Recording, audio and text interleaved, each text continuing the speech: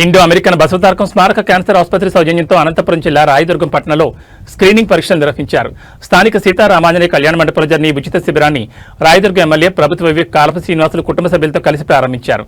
ముందుగా టీడీపీ నాయకులు కార్యకర్తలతో కలిసి ఎన్టీఆర్ విగ్రహానికి పూలమాలలు వేసి ఘనంగా నివాళులర్పించారు. అనంతరం ఎమ్మెల్యే కాలవ శ్రీనివాసులు తల్లి కాలవ పుల్లమ్మ చిత్రపటానికి పూలమాలలు వేసి స్మరించుకున్నారు. ఈ సందర్భంగా ఆయన మాట్లాడుతూ మారుమూలలో ఉన్న రాయదుర్గం నియోజకవర్గ ప్రజలకు ఈ ఉచిత క్యాన్సర్ స్క్రీనింగ్ శిబిరం ఎంతో ఉపయోగకరంగా ఉంటుందన్నారు. అవసరమైన వారికి చికిత్స అందిస్తామని తెలిపారు.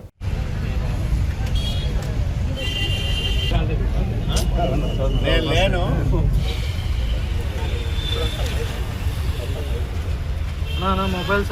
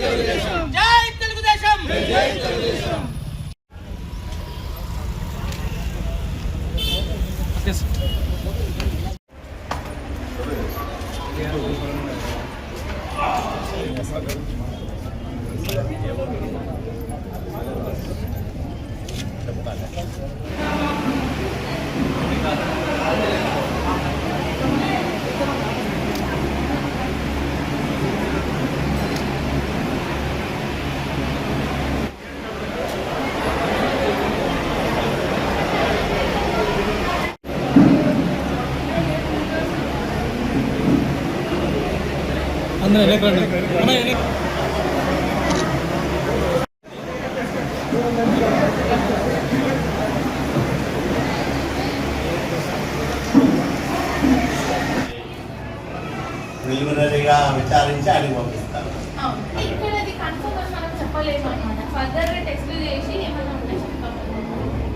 చూడు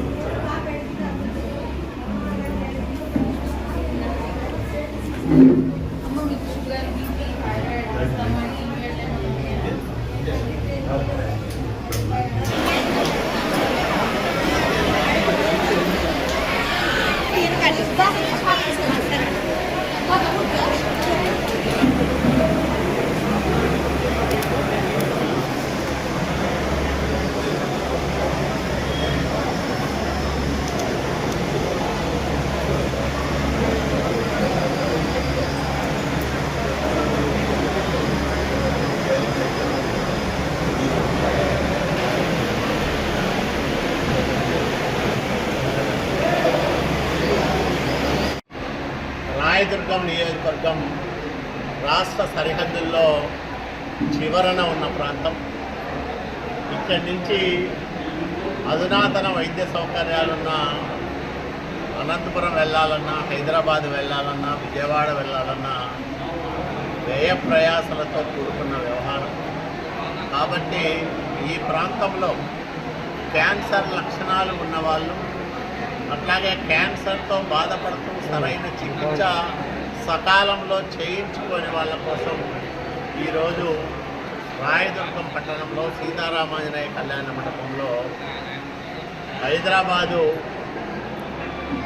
బసవతారకం క్యాన్సర్ ఇన్స్టిట్యూట్ హిందూపురం శాసనసభ్యులు నందమూరి బాలకృష్ణ గారి ఆధ్వర్యంలో నడుస్తున్న అత్యాధునిక వసతులతో కూడుకున్న ఈ ఆసుపత్రి వైద్య బృందం ఈ క్యాన్సర్ నిర్ధారణ పరీక్షలు చేస్తూ ఉంది.